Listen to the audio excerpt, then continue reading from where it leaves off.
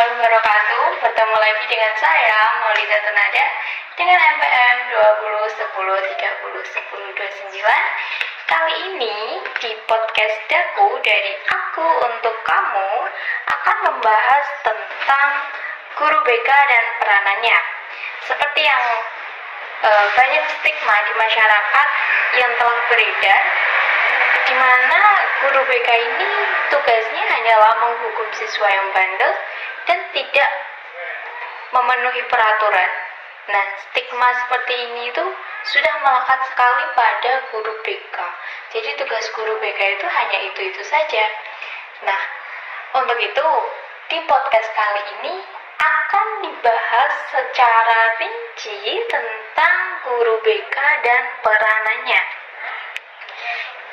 Di podcast ini juga menghadirkan narasumber kami, yaitu Sania Kumala, SPD, lulusan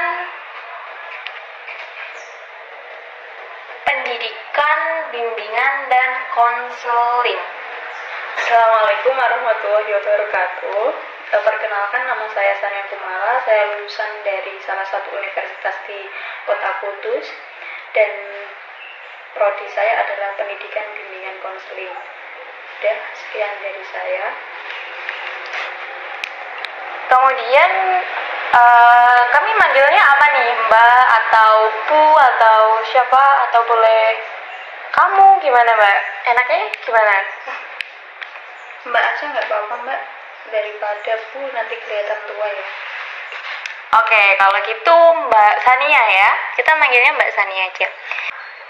Kalau begitu, kalau boleh tahu Mbak Sania ini mengajar di sekolah SMP atau SMA? Kebetulan saya ini mengajar di SMP atau MTS ya. Saya tidak mengajar di MA. Oke, baiklah. Kita akan mulai berbincang-bincang mengenai tema kita kali ini. Pertanyaannya, yang pertama yaitu, seperti apa gambaran jurusan Pendidikan, Bimbingan, dan Konseling? Gambaran dari jurusan Pendidikan, Bimbingan, Konseling itu sendiri itu merupakan fasilitator bagi semua siswa-siswi, baik itu MTS, MA, SMA, MI, SD. Itu sebenarnya seharusnya ada guru BK-nya. Jadi gambarannya itu, kalau mereka butuh apa-apa, mereka butuh teman, mereka butuh arahan, mereka butuh apapun itu yang berkaitan dengan pendidikan, terus permasalahan-permasalahannya, arah dan tujuan masa depannya, mereka itu membutuhkan sosok dari guru BK tersebut. Jadi intinya guru BK itu fasilitator dari semua siswa, para siswa, mau pinter, mau agak pintar, Gablek juga ya Mbak. iya, terus mau nakal, mau baik, itu semua itu membutuhkan guru BK, tidak hanya yang nakal saja. Itu ya Mbak. Oke, itu tadi ya gambaran dari jurusan Pendidikan, Bimbingan, dan Konseling. Jadi bukan hanya guru BK itu fasilitator, bukan hanya untuk siswa yang bandel saja, tapi dari yang pintar sampai yang mungkin butuh waktu yang lebih lama untuk memahami lah, untuk siswa yang mungkin cepat paham dengan siswa yang mungkin lebih lama untuk memahami sesuatu. Kalau begitu, pertanyaan selanjutnya yaitu, apa motivasi Mbak Sania memilih pendidikan, bimbingan, dan konseling?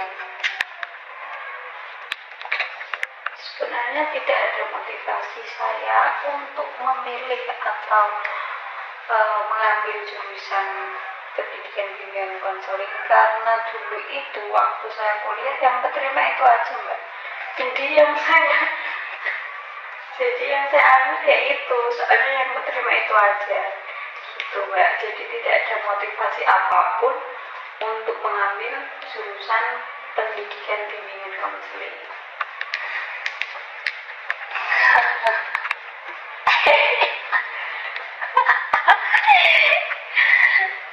Ya emang seperti itu ya Mbak. Kadang juga ada yang keterimanya itu aja, ya seketerimanya aja lah ya. Sekarang juga dilakoni dengan senang hati, kemudian ditekuni juga, bahagia sendiri ya. Ya bahagianya sendiri enggak mungkin, bahagianya itu sama-sama. Iya begitu. Kemudian kegiatan Mbak Sania sebagai guru BK itu apa aja sih kalau di sekolahan itu? Kegiatan saya ketika saya menjadi seorang guru BK di salah satu sekolah di Kudus, kegiatannya sama halnya guru-guru BK yang lainnya, tapi di sini berhubung saya ini baru beberapa tahun menjadi seorang guru BK, jadi saya memperbaiki administrasi guru BK-nya, terus mengubah sudut pandang para siswa tentang guru BK itu seperti apa, terus sudah melakukan layanan-layanan yang seharusnya para siswa itu dapatkan dari guru BK, dan saya akan memberikannya gitu mbak. Jadi kegiatan saya selama beberapa tahun ini memberikan layanan-layanan kepada para siswa,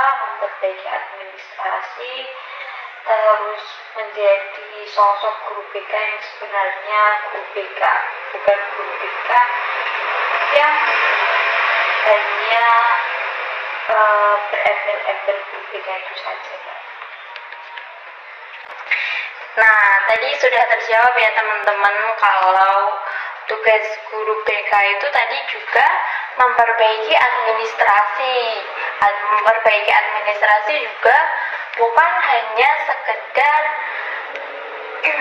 tugas TO atau bagaimana, tapi guru BK juga ikut andil dalam memperbaiki administrasi. Kemudian Mbak Sania, apakah guru BK itu selalu berkaitan dengan siswa yang bandel atau bermasalah? Karena ini merupakan stigma yang melekat di masyarakat seperti itu. Apakah Mbak Sania sadar kalau di masyarakat itu sudah melekat stigma yang seperti itu tadi terhadap guru BK, bahwa guru BK itu hanya untuk berkaitan dengan siswa yang bandel atau bermasalah? Apa Mbak Sania sadar akan hal itu? Sebenarnya itu kan sudah ada sejak zaman dulu ya. Saya sekolah juga memandang guru BK itu hanya guru yang menghukum para siswanya, guru yang menjadi polisi sekolah, guru yang ketika telat beliau yang menghukum. Sebenarnya saya dulu waktu sekolah juga berpendapat seperti itu. Jadi pendapat itu sudah ada sejak zaman dahulu dan sulit diubah. Bisa diubah ketika guru atau guru BK tersebut melakukan layanan-layanan guru BK, dan guru BK-nya itu kerjasama kan tidak mungkin guru BK itu satu, pasti ada beberapa, ya kan? Iya. Jadi kalau mereka kerjasama mengubah stigma tersebut, terus siswa tersebut juga mau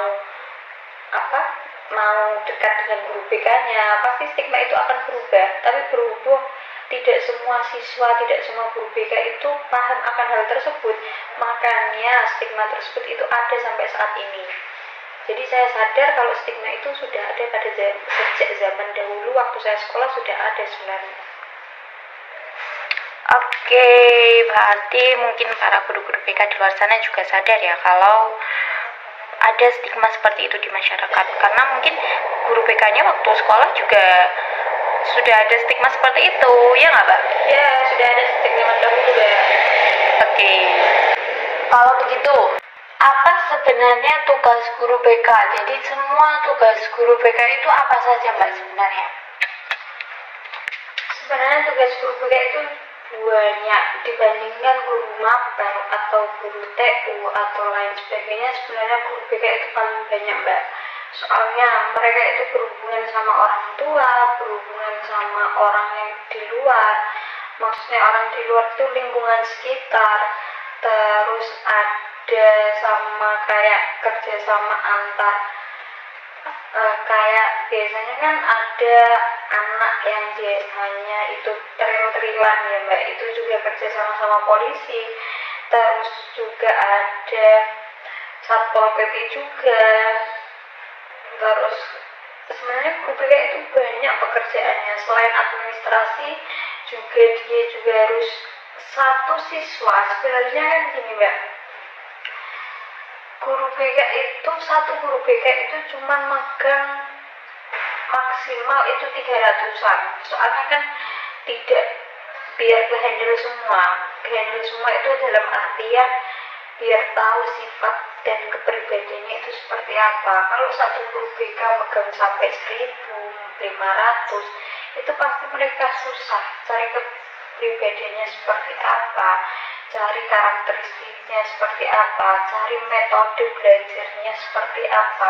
Kan tidak semua siswa gaya belajarnya itu sama, ya kan? Tapi banyak guru itu langsung berpendapat, oh saya kilo gak pinter gitu kan, Mbak. Sebenarnya mereka itu bisa, tapi metodenya itu loh yang mereka butuhkan itu seperti apa, yang cocok itu seperti apa, itu juga menjadi tugas guru BK.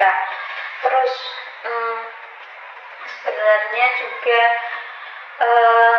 membantu PSBK kan, Mbak, pribadi, sosial, belajar, dan karir. Selanjutnya kalau sudah kelas 3 kita merencanakan karirnya itu seperti apa, yang cocok itu dia melanjutkan di sekolah yang mana, SMK, SMA, atau yang lainnya. Terus kalau pribadinya itu kalian kita cari apa sih yang sebenarnya harus diperbaiki, apa yang seharusnya dikembangkan. Sosialnya juga, gini saya kok iso menengan, gini kok cah iki biasanya usil, biasanya kan kayak gitu, Mbak. Jadi kita harus cari alasan-alasan tersebut, bukan hanya langsung ngejudge, oh ica iki loh menengan. Jangan, guru BK itu tidak seharusnya seperti itu. Cari alasannya terlebih dahulu, baru kita bantu menyelesaikannya. Belajarnya juga, karir juga seperti itu, Mbak. Jadi tugas guru BK itu banyak gitu, Mbak. Terima kasih, Mbak. Oke, tadi sudah dijelaskan bermacam-macam tugas dari guru BK. Berarti tadi guru BK juga memperhatikan setiap personal siswanya ya, Mbak?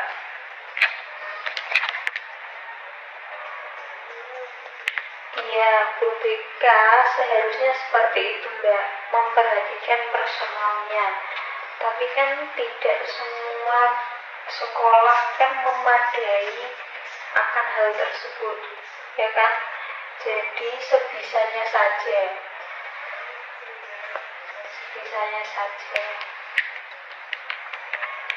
Berarti sebisanya guru BK, tapi tetap guru BK itu pasti akan berusaha untuk mengetahui atau memperhatikan setiap personal dari siswa tersebut. Kemudian tadi kan disebutkan bahwa akan memberikan saran terhadap siswa yang ingin melanjutkan ke jenjang yang lebih tinggi, apakah lebih cocok di SMK, di SMA atau MA. Nah, ketika siswa akan melanjutkan sekolah ke jenjang pendidikan yang lebih tinggi, guru BK itu selalu memberikan saran seperti apa? Apa saja kriteria atau saran-saran yang diberikan guru BK untuk siswanya supaya bisa memilih dari SMA, SMK, atau mungkin MA, seperti itu. Kita lihat dulu nilai akademiknya. Kalau kita lihat dulu nilai akademiknya yang bagus di mana, baru kita arahkan yang cocok itu di mana. Terus selain nilai akademik juga ada apa itu kayak selain nilai non akademik, contohnya di olahraga dia bagusnya di mana.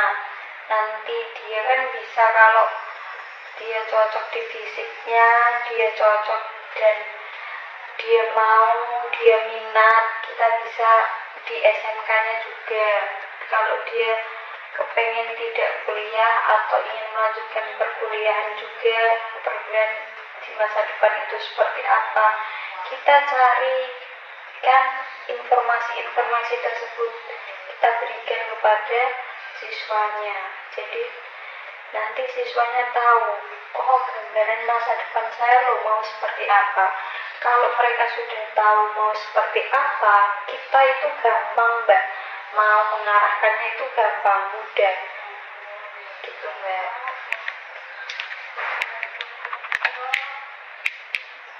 Kemudian kalau peran guru BK bagi prestasi siswa itu seperti apa? Apakah guru BK itu sering memberikan mungkin informasi lomba-lomba atau bagaimana supaya meningkatkan prestasi siswa itu sendiri? Iya, guru BK khususnya di sekolah yang saya ajar, saya sering memberikan informasi tentang lomba-lomba, dan banyak dari siswa itu ternyata itu minat mengikuti lomba, tapi tidak ada apa yang mengarahkannya. Jadi informasi-informasi itu sebenarnya kurang, tapi mereka minat sebenarnya untuk ikut. Jadi gitu Mbak. Jadi untuk memberikan layanan atau layanan informasi bagi siswa berprestasi itu juga dilakukan oleh seorang guru BK. Kemudian apa ada hal yang ingin Anda lakukan untuk ikut serta dalam meningkatkan prestasi siswa, Mbak?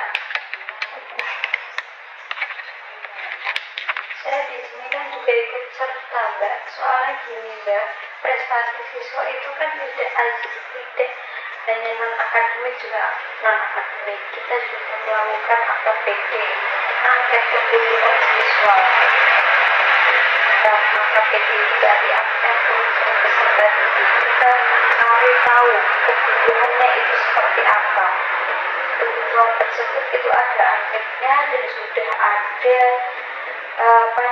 formnya, nanti diisi seperti apa. Kalau sudah diisi kan kita tahu, oh prestasinya tadi kan ada PSBK, belajar berarti ya Mbak, belajarnya atau nanti pribadinya seperti apa, kan saya berarti sudah ikut serta. Kita kalau saya sudah tahu kebutuhannya seperti apa dalam hal berpendidikan, nanti kita kerjasama sama guru mapel gitu ya. Oke, kemudian itu berarti sudah merupakan usaha dari guru BK untuk mengembangkan bakat siswa atau meningkatkan prestasi siswa juga. Jadi ada angkatnya ya teman-teman, untuk tahu kebutuhan siswanya itu apa saja, kemudian untuk mengembangkan atau meningkatkan prestasi siswanya itu seperti apa saja, yang dibutuhkan siswanya itu seperti apa saja. Nah, itu sudah ada di angket ya teman-teman. Kemudian kalau cara guru BK sendiri untuk membuat siswa itu terbuka terhadap guru BK itu apakah ada cara, Mbak?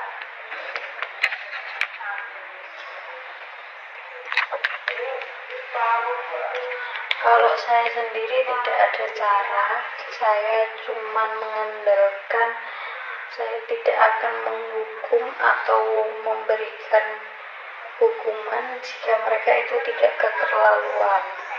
Jadi saya itu sering memberikan reward bukan punishment, karena rata-rata orang Indonesia ya, berarti bukan orang di sekitar saya juga itu banyak, kalau ada orang yang melakukan kesalahan itu langsung dihukum. Padahal kan kita bisa gini Mbak, contoh kamu tidak dapat nilai matematika itu 80, kita kasih reward gini, kalau ada yang dapat nilai 80 nanti saya kasih hadiah gitu.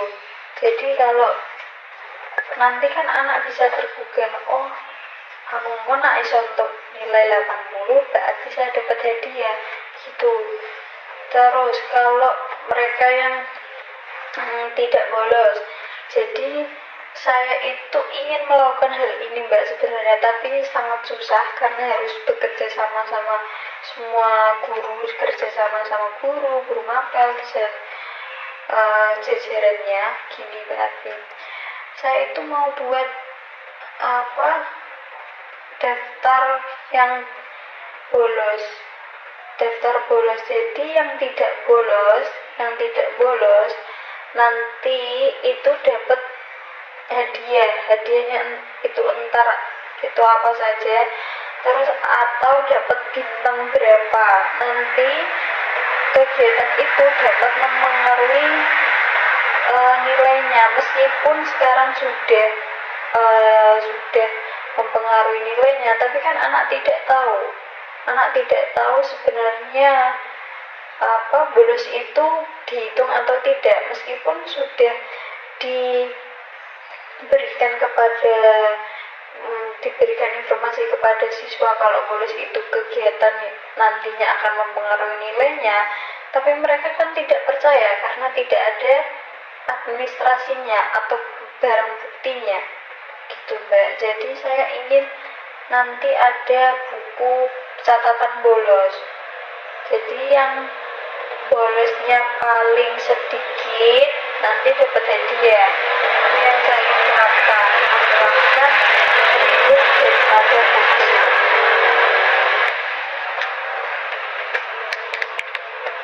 Oke, jadi lebih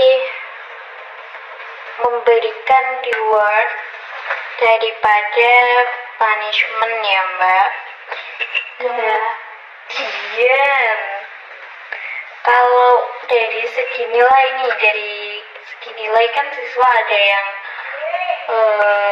susah ya, mungkin lebih lama pahamnya dari yang lain. Kemudian saran apa sih yang guru BK berikan ketika siswa sedang kesulitan tentang nilai mereka?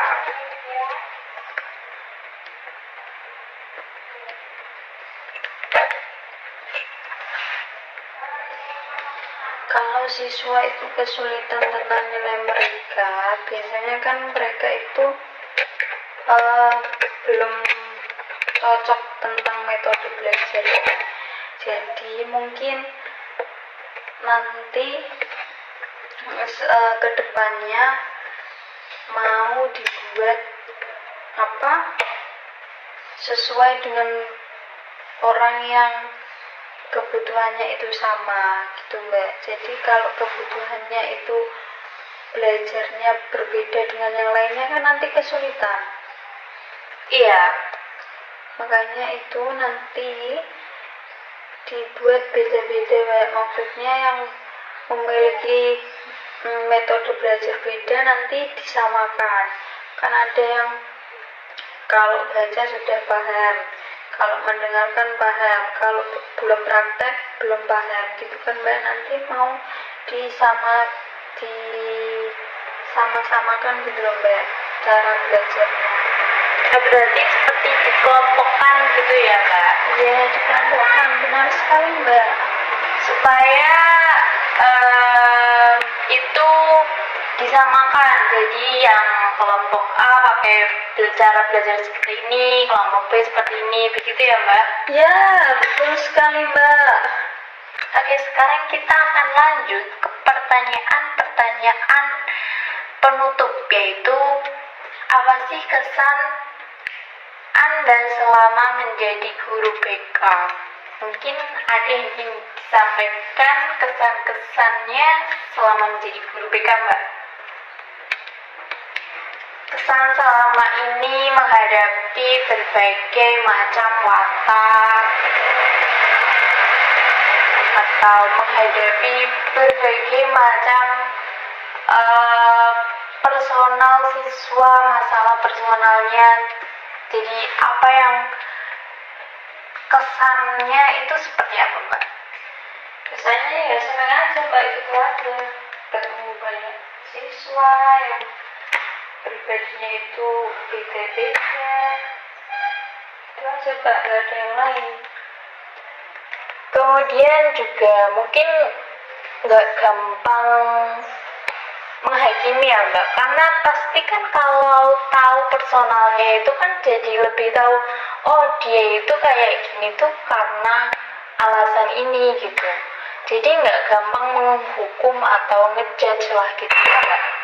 Iya Mbak, saya itu belajar menjadi seorang manusia yang tidak langsung mengejudge kalau dia itu buruk atau dia itu baik, tidak, karena semua orang itu melakukan sikap atau perbuatannya itu pasti ada alasannya semua. Oke, kalau begitu, nah keinginan Anda nih yang belum terwujud selama menjadi guru BK itu apa? Ya tadi Mbak, mengubah stigma siswa, karena saya juga di sekolah saya juga guru BK-nya banyak, jadi tidak hanya saya saja, ada beberapa. Itu sangat sulit Mbak diubahnya. Entah itu kurangnya kerjasama, entah itu siswanya yang tidak mau dekat sama kita karena sudah ada stigma tersebut. Itu yang saya ingin ubah, terus sama yang mengubah tadi, memberikan punishment, memberikan hadiah bukan hukuman.